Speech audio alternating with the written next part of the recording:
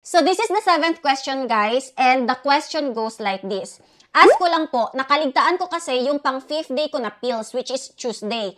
Then nagdo kami ng partner ko ng morning Wednesday, unprotected, okay? Then after po doon ko lang po naalala na hindi pa po ako nakapag-take ng pang Tuesday evening, kaya tinake ko po kaagad yung na-miss ko na pills. So bali, dalawa po yung pills na tinake ko nung Wednesday. So tama yung ginawa niya, mga kapatids, na 2 pills yung tinake niya, okay? Yung na-miss niya and yung for that specific day. So, ang kanyang follow-up question, may chance po ba na mabuntis ako if ganun na case? 2 years na po akong natitake ng Dian 35.